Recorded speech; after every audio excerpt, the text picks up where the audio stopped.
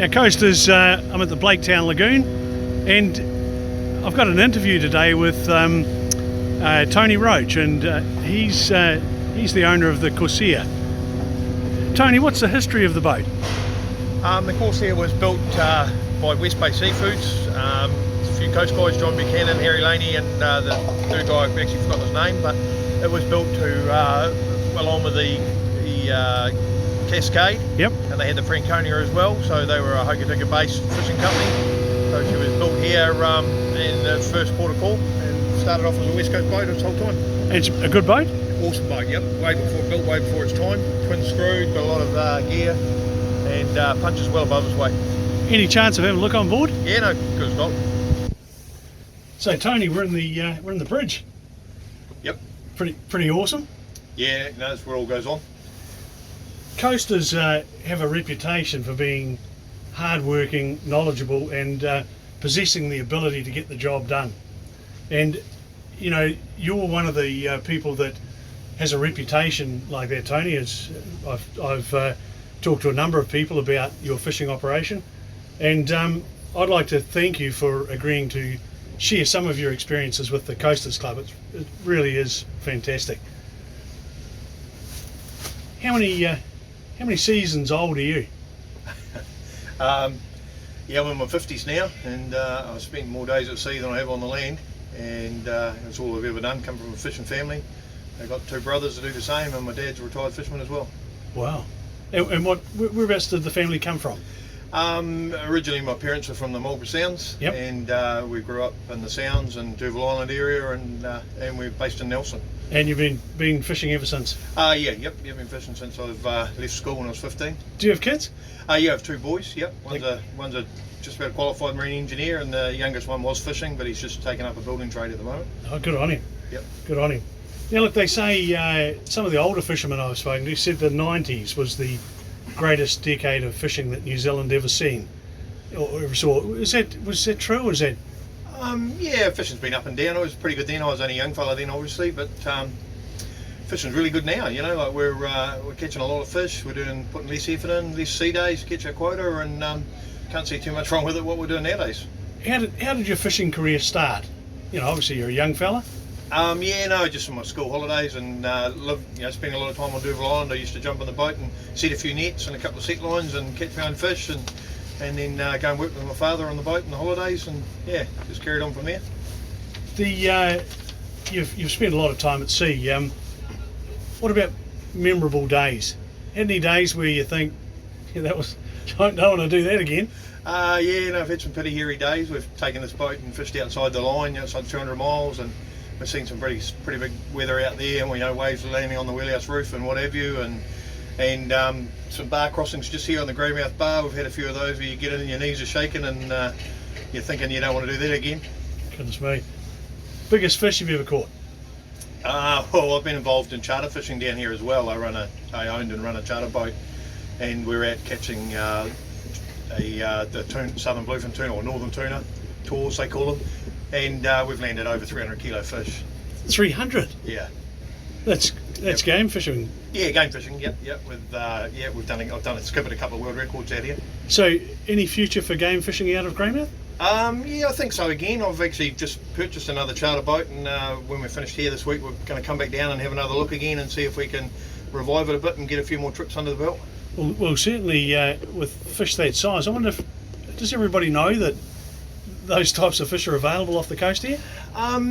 They do, yeah. It's the trouble is it's a pretty hostile environment to get people down here in the middle of the winter out there crashing around in the weather doing it. So, but the people that are into their game fishing know it, and we've had people from all around the world doing it, and yeah, it was a pretty exciting fishery to be involved in. So, is fishing taking you to other places around New Zealand?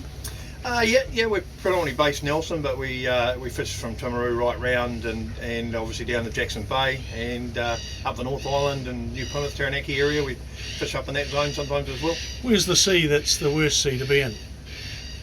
I know Cook Strait hand gives you some pretty good hidings, and the reason being that the swell's a lot closer and the tide's a lot stronger, so you get some pretty uncomfortable days there. And obviously the west coast with you get some big seas, but for us, where we predominantly fish in the Cook Strait, it's probably gives us the best ones.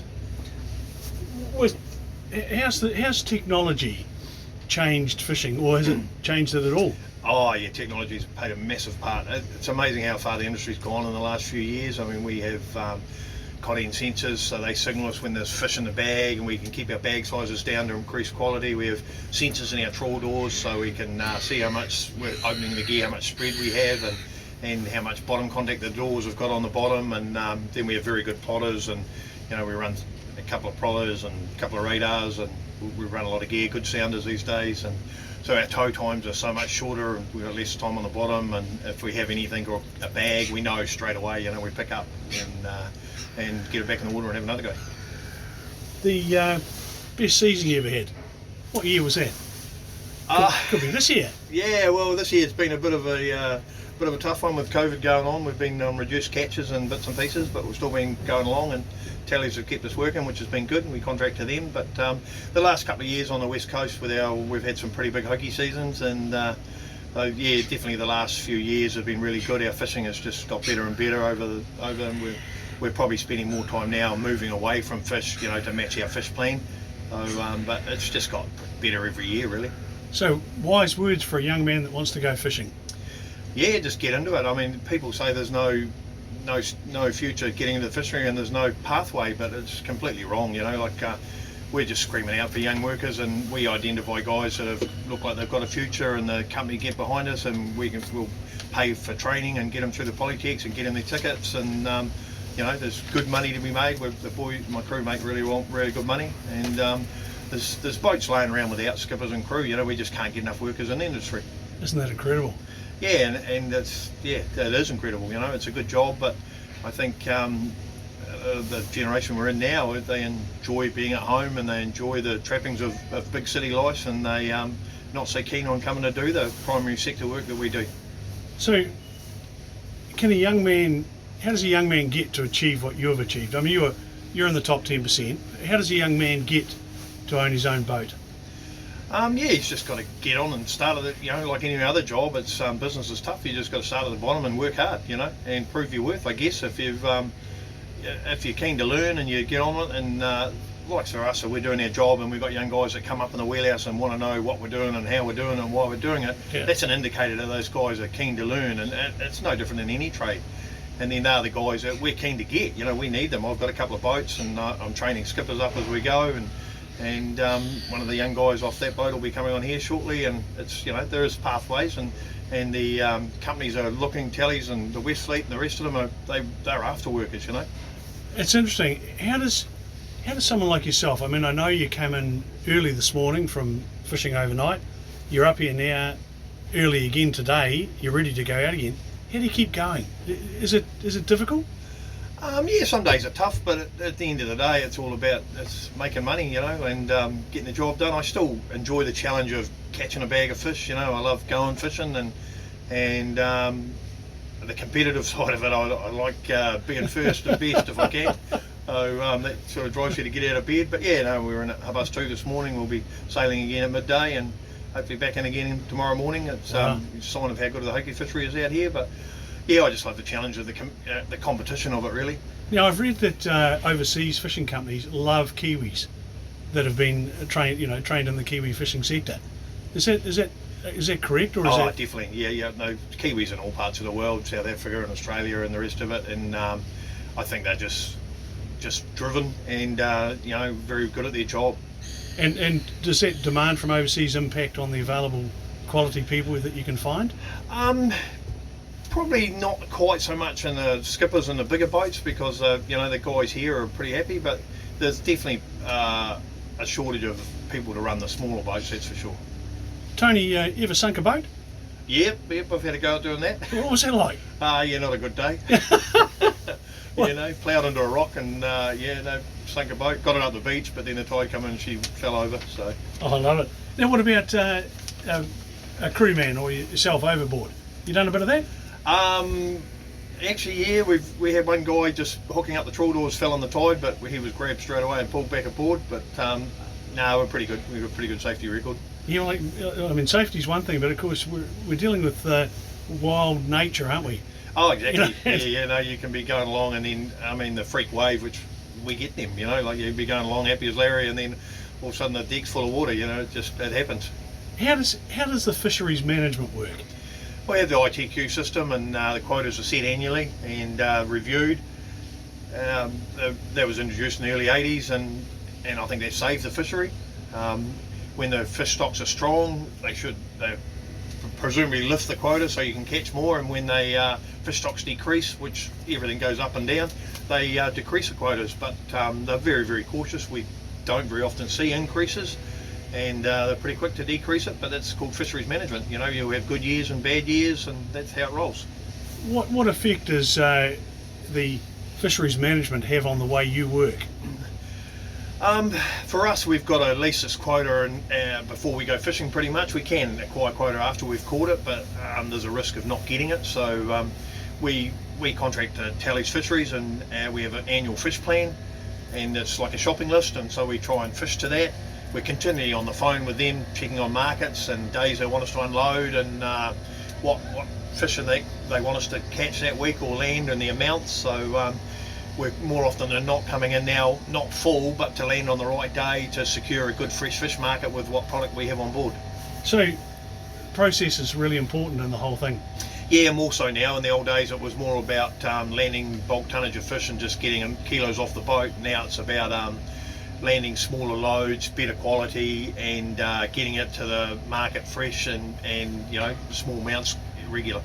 How does the weather impact on your season? Do you ever have, like, I know we have seasons where it's very wet, but I guess that doesn't really impact on you? Oh no, definitely. The last couple of years we've had quite poor weather on the coast here, northeast, a lot of offshore weather, which has really impacted on our fishing and kept the water temperature up because we haven't had a lot of southerly southwest weather and southerly tides. But this year the weather's been a lot better, and we've had a lot colder water on the coast, and consequently we've had better fish. But with the fishing being so good, we don't work a lot of rough weather these days. If the weather's poor, we start the wharf. Yep. Part of working in rough weather is the boat lurches around and you damage your fish and the net getting it aboard. So that's something we try and avoid these days. So how does you get some feedback from the processor, and the processor says, I want this type of fish. How do you find the concentration of those fish? It's a big sea out there.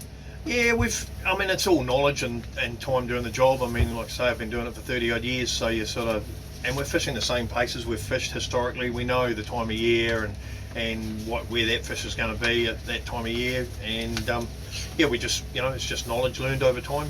Do other boats give you grief?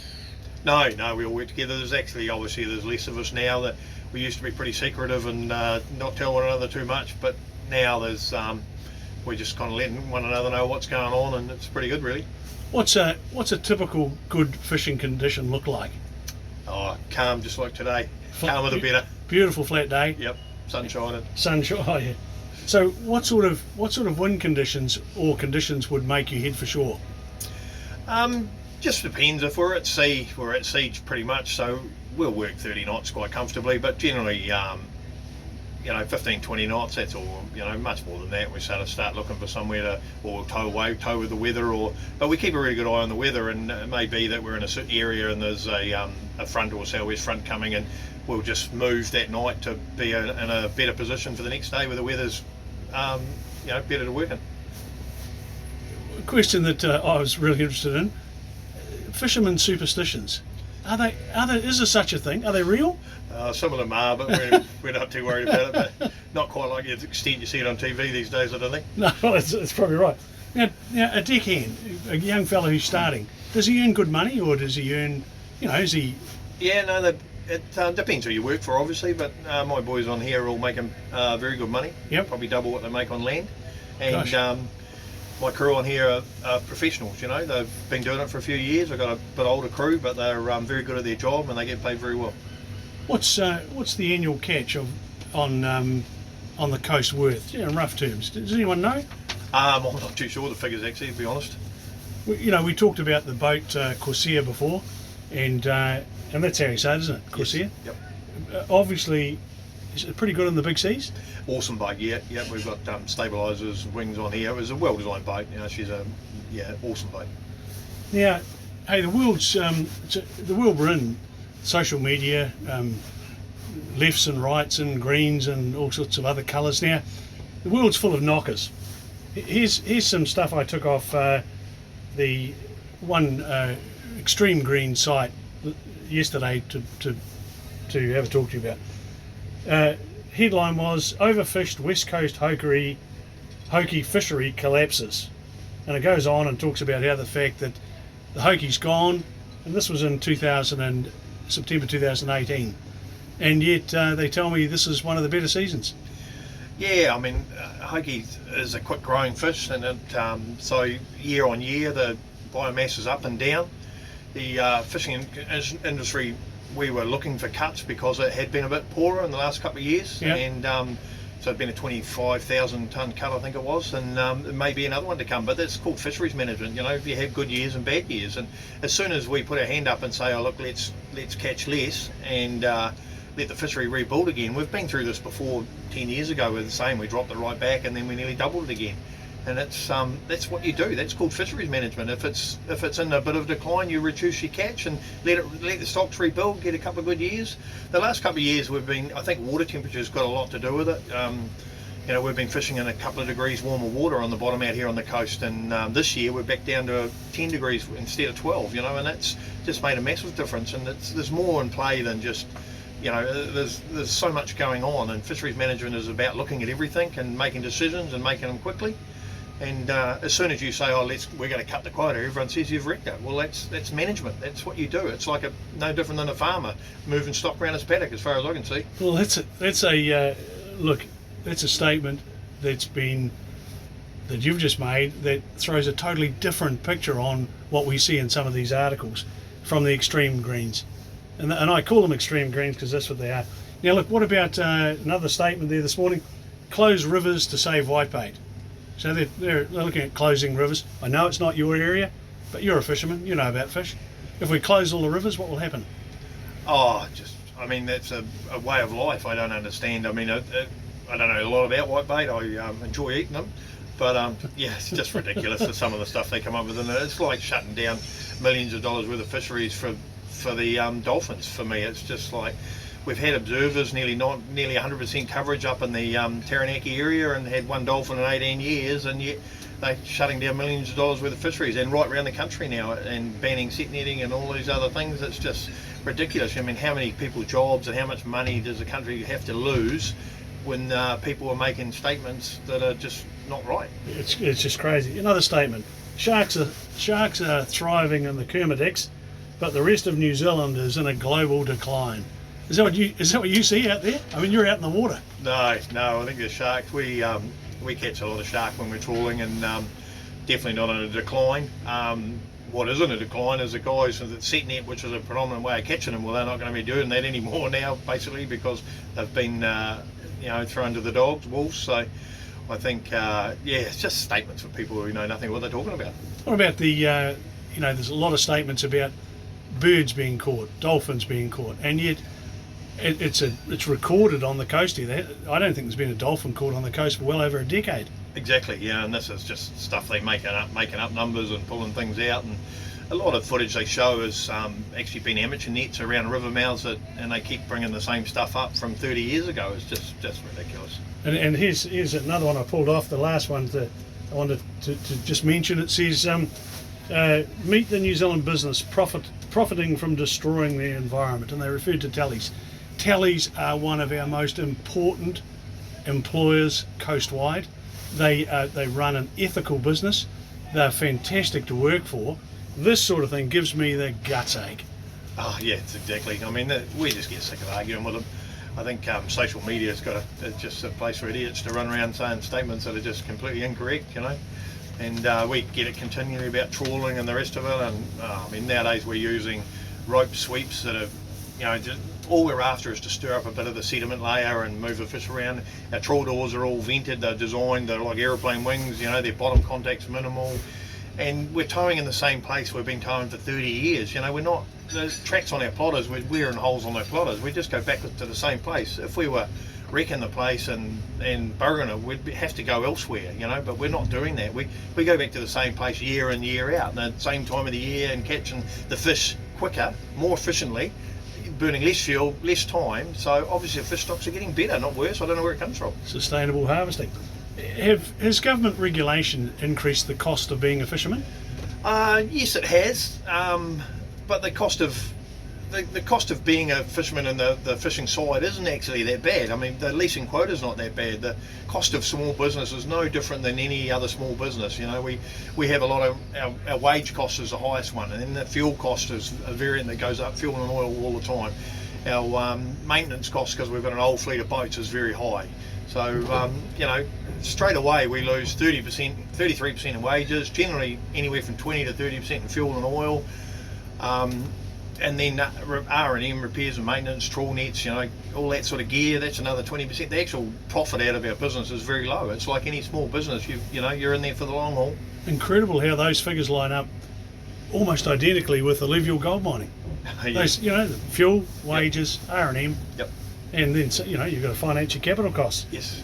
Has the costs that are imposed on you, is that recoverable from an increased price in fish?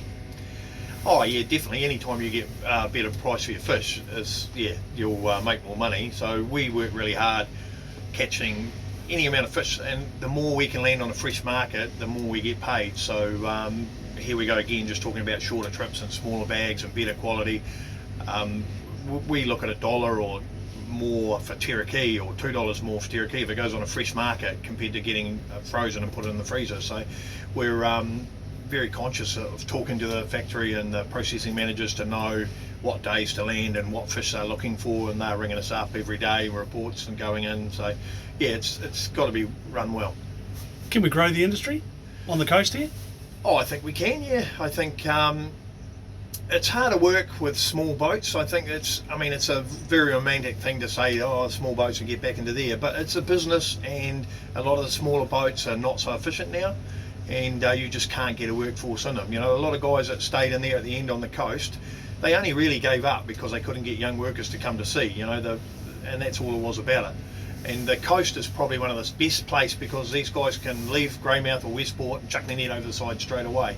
When you're based in the likes of Nelson or the bigger, we steam further, you know, we steam 10 or 12 hours before we start fishing. Oh wow. So there's quite a difference. So a small boat is just not going to be profitable working out of Nelson. You need a bigger boat to work out of the bigger ports. But the West Coast could, you know, if they could get some workers on these boats, they'd be going. This boat's tied to the wharf without skippers and crew, you know. Yeah. How many tonnes this boat? This boat's just on 100 tonne.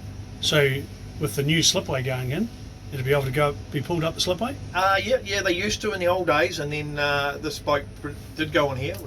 But yeah, when they improve it, definitely. Yeah, it's quite exciting, and it's showing real commitment to the industry, isn't it?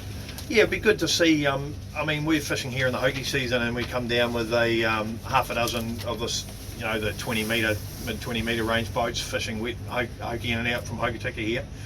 And there's a long line fishery out here with a southern bluefin, and the boats are sort of going back to Westport, and it needs to be grabbed. If Greymouth wants to do it, they need to have some harbour improvements so it can handle all the boats. Look, the Greymouth port and Blaketown Lagoon would have to be the most significant asset that the town's got. When I look from outside, I don't live here. Yep. I just look at it and think, you know, hey, there's been a few mistakes made selling off the harbour board land. I could never understand that. Can't go backwards, of course. You know, as a sector here for growth, this is fantastic. Exactly, I think, and if they can afford to improve the harbour, they'll attract more boats. I mean, the West Coast is a big area, you know, from one end to the other, and Greymouth's central to it. So, you know, if they can get some improvements here and keep the boats coming in here, I mean, we all spend money. I've got engineers working on my other boat, and you know, we go to the local supermarket and the local restaurant, and I rent a house 3 months a year here in winter, and I base my business here for that every year, and then we come here other times. So, you know, it may be the fact that, like you say, the new slipway comes on song. If they've got the workforce to do the maintenance on the boats, well, then we get into it. Could be fantastic. Any views on aquaculture as a future for the coast? Is it pretty hard work, is it? I think agriculture will struggle here just because of the swell. You know, Yeah. like you start getting 4 or 5 metres of swell, and I just don't see any agriculture's gonna handle that offshore. You know. So, if you were suddenly placed into power with a magic wand, and you wanted to point the fishing sector on the West Coast in a particular direction to make it more sustainable, more profitable, and a career for our young people, what would it look like?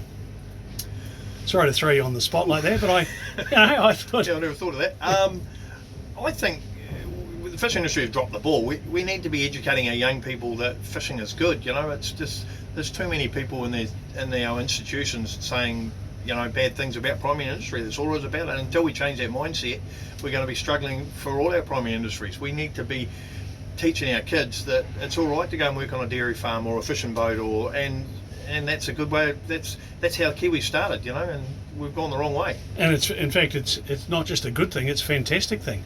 Whatever happened to? Remember when Mickey Ryan had a school up in Westport there? Yeah, no, they've still got the deep sea fishing school there. Oh, still there? Yeah, it's still there, and the fishing companies sponsor young guys to go there, and they get cadets from all around the country that go there and do their time. And most of those guys walk straight into jobs on the bigger boats, and some of the smaller boats we take cadets out for trials and trips and see how they go. And so it's working well? Yeah, it's once again, it's still getting those young guys in there, It's hard work for them. But they've improved the school, they're doing more training there. I've just had one of my young guys do a skipper's ticket there, so they're increasing what they can do in running courses, so they can do deckhands tickets and skipper's tickets, and they're looking at upgrading to doing an offshore master's ticket now. So, wow. And they have the school, actually an old school there, so the guys go and live there, and they get them up in the morning and take them for a run and do all that sort of stuff. It's really cool. Oh, I love it. So looking at this, looking at the area here, we're going to have a new slipway, which will take 200 tonne. They tell me, I was talking to Franco the other day, interviewed him over at the slipway, and he was saying that we're going to put a 20 metre high building up. Yep. So you'd be undercover. Just talking to Mark at Mark Jones Repairs, and he was saying he painted his first boat the other day. Yep. It's the first one he's done in 40 years. Yeah, no, we've watched him do it actually. Yeah, and I mean that's pretty cool. If you had a message, in concluding this interview, and I really want to thank you for taking your time because I know you're busy. If there's a message for coasters, we all live here, we live in Greymouth, we live in Hokie, we live in Westport. We've got to get them behind the fishing sector, don't we? We've really got to get them behind. Oh yeah, definitely. Yeah, and you want to tell your kids that it's pretty good to go fishing. It's a good job. There's going to be good money. But yeah, the coast is sort of trying to die a bit, for honest, isn't it? And the fishing industry is definitely a light at the end of the tunnel, I reckon. And you've got Westfleet down here with Craig Boot and them, and build a new factory and going very hard at trying to keep things going. And like you say, Tally's invest a lot of money down here, and the tuna season comes and goes, but if you have a decent slipway here that can do the job, when these boats are down here tournering, you'll find more and more of them away boats will do maintenance here and work here, and just try and keep growing. So sounds pretty exciting. Yeah, hopefully. Yeah, no, definitely. We just got to do battle with the wing nuts. The wing nuts. Geez, don't get me going on the wing nuts. They really give me grief. Well, look, coasters, Tony Roach, he owns the Corsair. Him and his brother's got a boat, and what's your brother's boat called? The Redemption. And you've got another one sitting to the right there. What's that one called? The Pursuit 2. Yep, and my other brother's got a boat, the Sea Hunter. Oh, I love it. Well, listen, thanks so much for talking to us. Coasters, if you've got any messages for Tony that you want to ask a question, you're looking for employment, you want to know about the resource, send us a message and I'll pass it on to him. Tony, thanks so much for taking the time to speak to me. I just really appreciate it. Yep, no, good as gold.